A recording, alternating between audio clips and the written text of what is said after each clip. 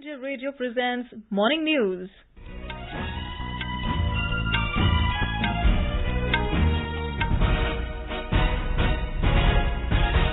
Good morning, I am Saira Mujtaba. The headlines. President promulgates ordinance for death penalty to rapists of children.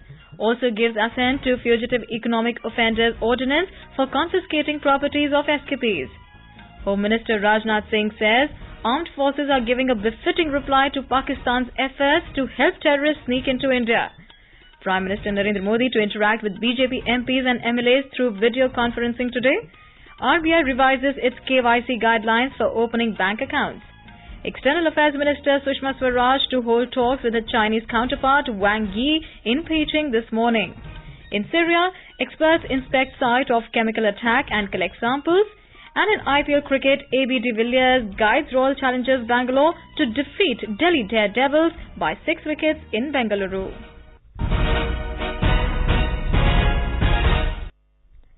President Ramnath Kovind has promulgated the Criminal Law Amendment Ordinance 2018.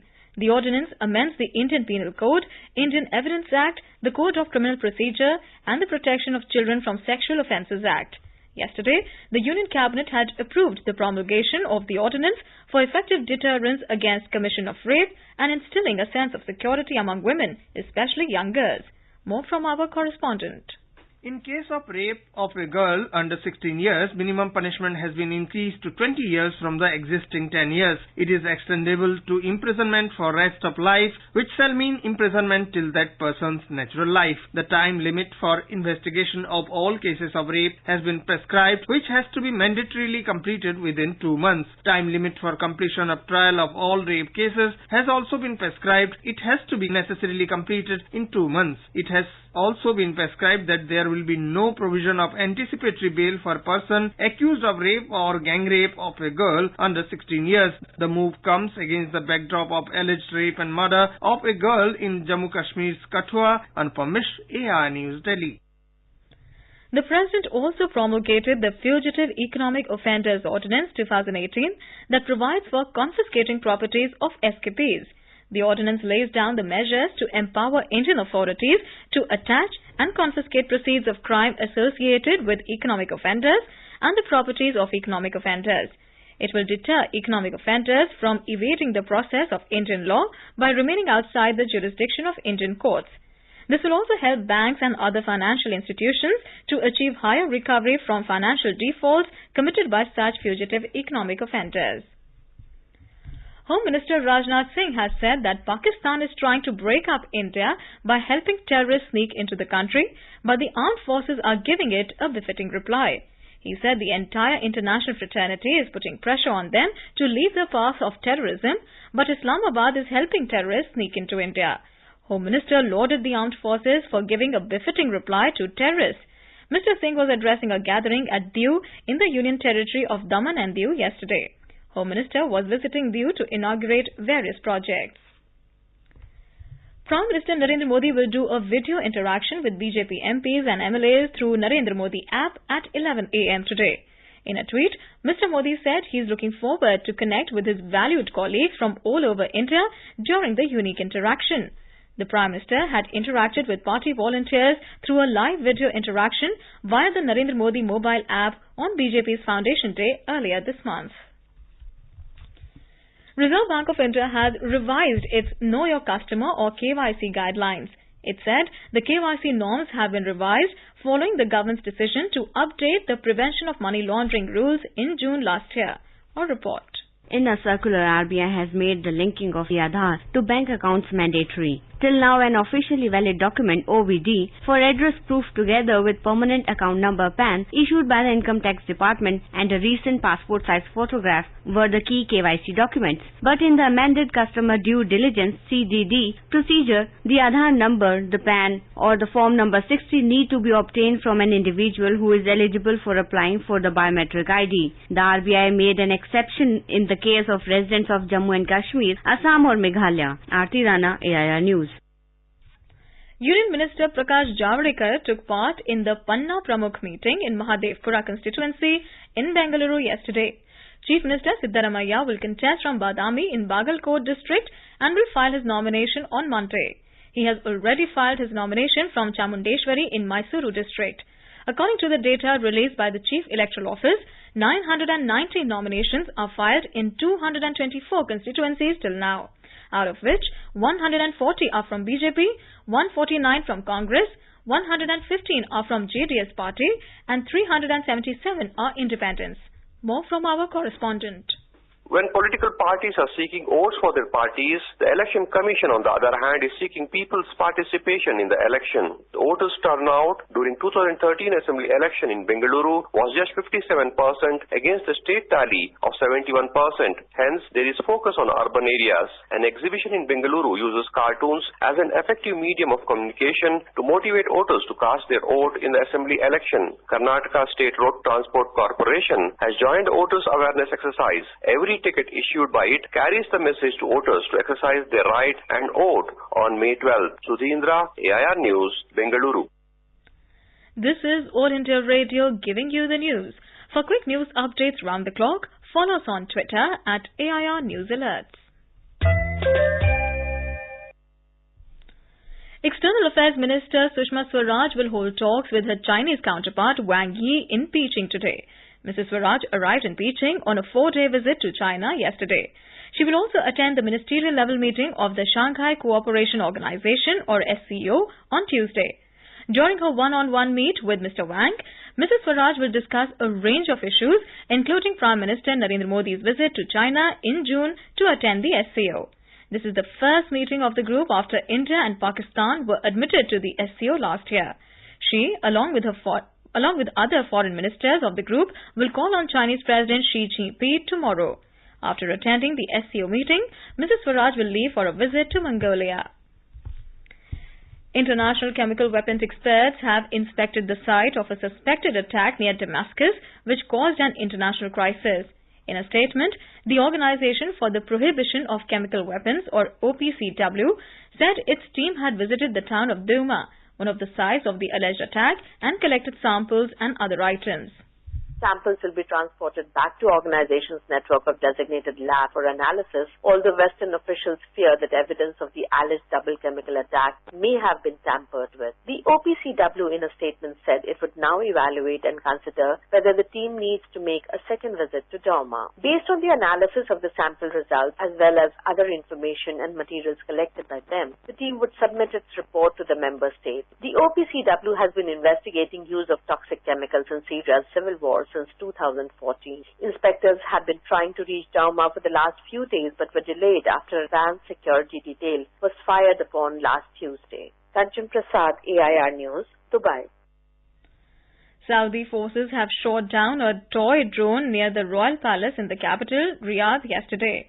An official spokesman of Riyadh police said the security forces dealt with an unauthorized small drone-type toy after spotting it at a security point in Khuzama neighborhood. There was no immediate information about any injuries or damage. Economic Affairs Secretary S.C. Garg has said that India's GDP is expected to reach $5 trillion by 2025. Addressing the 97th meeting of the Development Committee of World Bank in Washington last night, Mr. Garg said Indian economy is expected to grow at over 7.4% in 2018. Mr. Garg said transformational reforms such as Goods and Services Tax or GST and initiatives such as Insolvency and Bankruptcy Code, recapitalization of banks and unclogging of infrastructure investments will support such elevated growth. In the absence of Finance Minister Arun Jaitley, Mr. Garg is leading the Indian delegation for the annual spring meeting of the International Monetary Fund and the World Bank. President Ram Nath Kovind has said that the 21st century India is a synthesis of both the Upanishads and the Internet. He was remembering Vedic philosopher Adi Shankaracharya's contributions to society while receiving the first copy of a book, Adi Shankaracharya, Hinduism's Greatest Thinker, written by Pawan Verma at the Rashtrapati Bhavan yesterday. President said the imprint of Adi Shankaracharya, who was born over 1200 years ago in Kerala, is still apparent in contemporary India and in all parts of the country. His contributions are not just in the religious or spiritual sphere, they continue to be a guide to everyday life. As the book points out, while modern technology expands our knowledge of the universe, it is our ancient wisdom that helps us to reconcile our very existence with today's cutting-edge inventions and discoveries. Prime Minister Narendra Modi will share his thoughts with the people in India and abroad in his Mann Ki Baat program of All India Radio on 29th of this month. It will be the 43rd episode of the monthly radio program.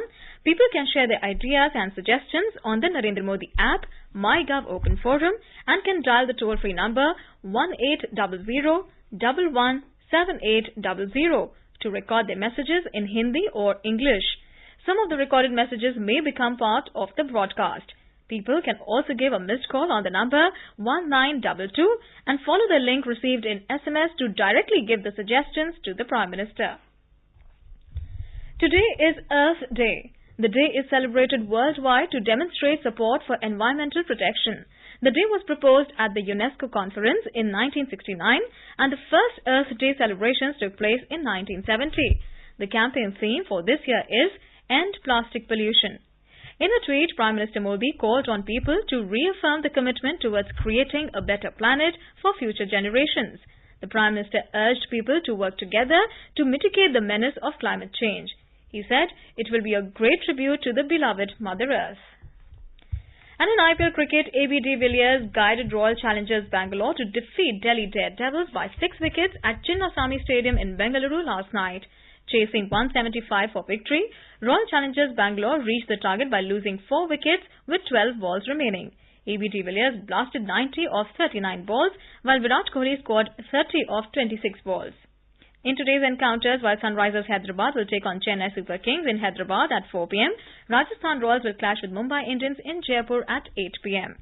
And now for a look at today's newspapers, it's over to Nupur Goswami. Thank you, Sarah. The newspapers are abuzz with the news about the government's nod to death penalty for rape convicts in the backdrop of nation's outrage over recent rape cases of Kathua and Unnao. Another big story in papers today is about Yashwant Sinha quitting the BJP, while the dailies also give prominence to the Fugitive Economic Offenders Ordinance to tighten the noose around economic offenders and escapees. Cabinet approves death penalty for rapist of children, headlines the Hindustan Times. The Hindu headlines, Cabinet approves death of rape of girls under 12 years, adding criminal law amendment ordinance, increases jail term to 20 years. With Yashwant Sinha calling quit, the Hindu writes, Sinha quits BJP to launch campaign, adding a sub-headline, former union minister says, centre undermining democracy. Yashwant quits BJP. Shatru dares party to axe him, says the Times of India. The Sunday Statesman writes, Yashwant quits BJP to fight for democracy. Be alert, the message is loud and clear after the government approved the promulgation of the Fugitive Economic Offenders Ordinance 2018, which would empower government to confiscate and attach properties and assets of economic offenders. Cabinet nod for Fugitive Economic Offenders Ordinance, writes the Sunday Statesman. Government to seize properties of fugitive economic offenders, headlines to the Indian Express. The Sunday Pioneer says new ordinance okayed to seize fugitive swindlers' properties. Other stories covered by papers are Malegaon blast case, new judge posted, previous judge transferred in February, says the Hindu. The DNA quotes Maya Kodnani, BJP stood by my side. Truth has prevailed, I was innocent. And finally, if you have been thinking about a canine friend, go ahead. The DNA writes about a deaf and partially blind dog, Max, that stayed with 3-year-old girl through a rainy night before leading family and rescuers to her. After more than 15 hours in the wild, Max has received police honors for his chivalry and fidelity. And with that, it is back to you, Saira. Thank you, Nupur. And now, before we end the bulletin, the headlines once again. President promulgates ordinance for death penalty to rapists of children.